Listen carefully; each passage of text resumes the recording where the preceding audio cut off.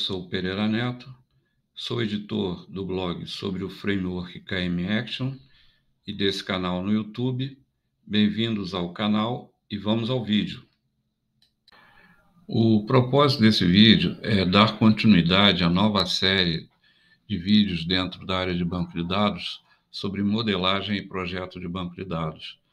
Nessa parte 2, nós iremos falar com um pouco mais de detalhes sobre os modelos de dados conceituais e exemplificar com alguns desses modelos conceituais, que são o diagrama de entidades e relacionamentos, ou DER, o diagrama de classes da UML, mapas conceituais, ou Concept Maps, e o diagrama da RDFS, que é uma linguagem da web semântica. Além disso, vamos falar sobre os modelos de dados lógicos, especificamente sobre o modelo de dados relacional e modelos de dados físicos, onde nós iremos falar sobre a linguagem de banco de dados SQL. São esses os tópicos desse vídeo, então vamos ao vídeo. No vídeo anterior desta série, nós falamos sobre o conceito de modelo de dados e vimos a definição dos 3 tipos específicos de modelos de dados, que são os modelos de dados conceituais, modelos de dados lógicos e modelos de dados físicos. Neste vídeo, nós vamos ver exemplos de modelos de dados dentro dessas 3 categorias. O primeiro deles é o diagrama de entidades e relacionamentos, que ele é uma representação visual de entidades em um sistema e os relacionamentos entre essas entidades. Ele é usado para modelar a estrutura de um banco de dados a nível conceitual e mostrar as relações entre entidades, os seus atributos e as restrições que regem essas relações. O modelo entidade-relacionamento foi criado por Peter Shen em 1976. Os principais elementos de modelagem do diagrama de entidades e relacionamentos, que aparecem aí na imagem, são as entidades, os relacionamentos, os atributos, os identificadores de entidades e a cardinalidade, que é um tipo de regra de restrição de integridade inerente ao diagrama de entidades e relacionamentos. O próximo modelo de dados conceitual é o diagrama de classes da UML. Ele é uma representação visual da estrutura e das relações entre as classes em um sistema.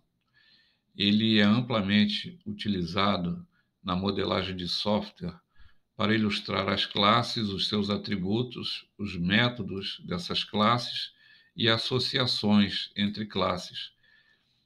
Os principais elementos do diagrama de classes da UML são a classe, o atributo, o método, a associação, a multiplicidade e a herança.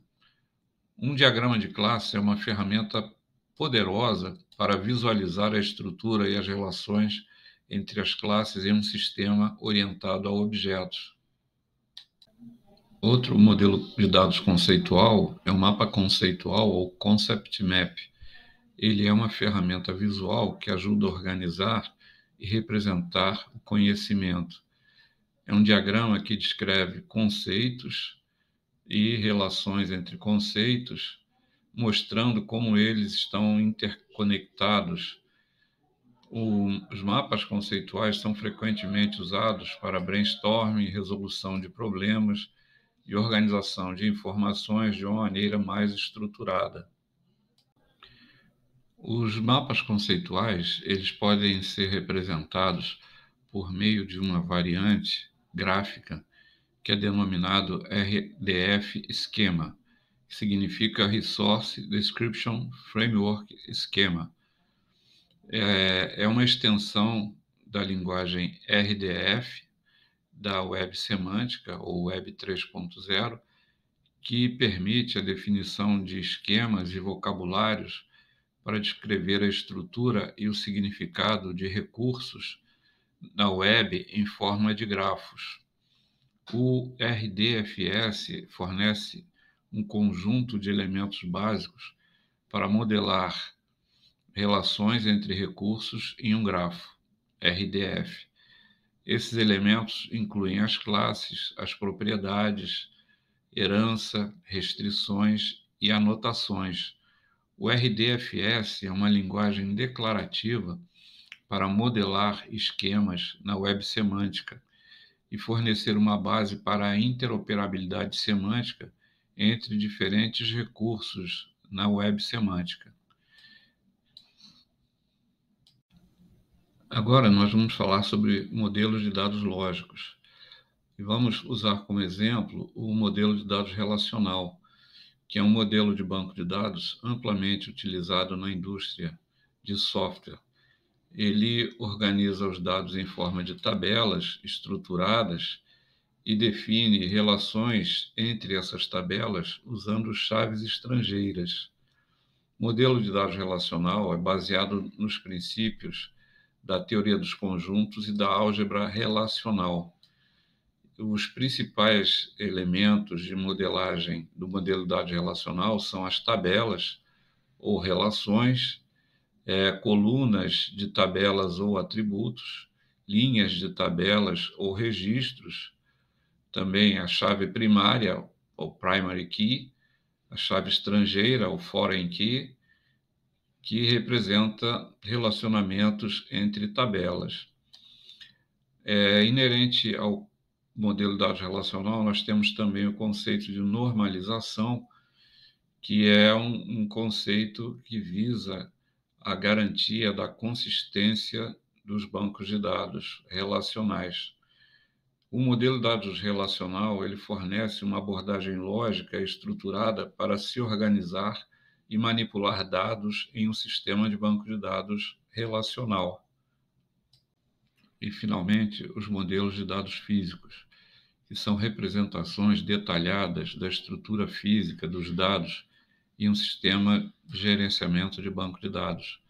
Eles descrevem como os dados são armazenados, organizados e acessados no nível mais baixo de abstração, levando em consideração os recursos e as características específicas do sistema gerenciador de banco de dados utilizado.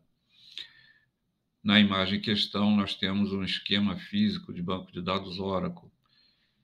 Os modelos de dados físicos, eles incluem informações sobre as estruturas de armazenamento, as estruturas de índice, o particionamento de dados em várias unidades de armazenamento, configuração de memória cache e outras estruturas que são inerentes a cada sistema gerenciador de banco de dados.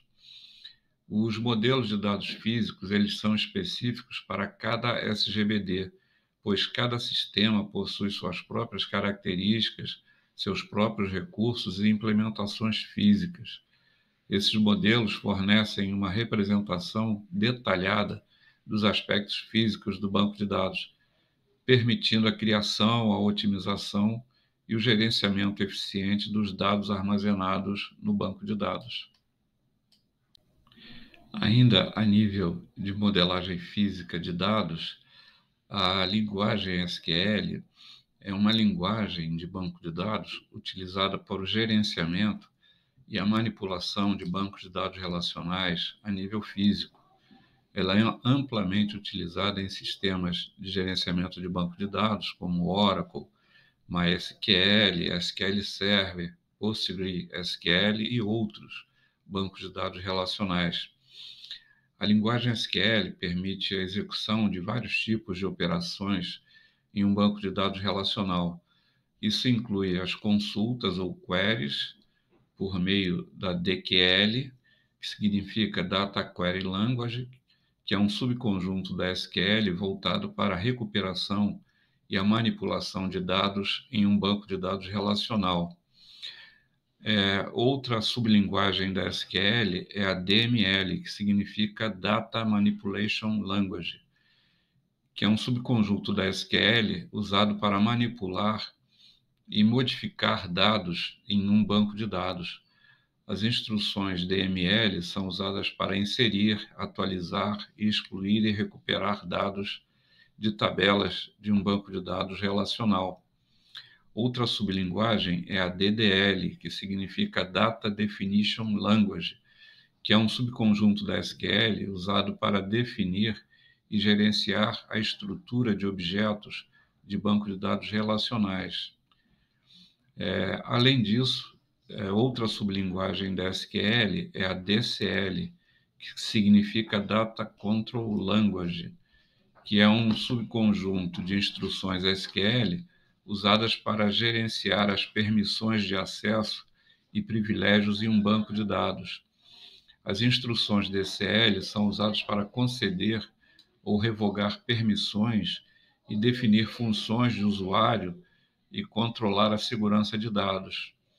E, finalmente, a última sublinguagem da SQL é a DTL, que é a linguagem de controle de transações, onde uma transação é um subconjunto de instruções SQL usado para gerenciar transações em um banco de dados. Isso inclui comandos que controlam o comportamento transacional, como, por exemplo, a confirmação ou reversão de alterações feitas durante uma transação de banco de dados. Com isso, nós concluímos este vídeo, onde o propósito foi falar sobre modelos de dados conceituais, modelos de dados lógicos e modelos de dados físicos, onde vimos alguns exemplos desses modelos de dados. Em breve, outros vídeos serão criados para mostrar outros aspectos do nosso framework. Se vocês gostaram, curtam esse vídeo e, se possível, se inscrevam no canal. Muito obrigado e até o próximo vídeo.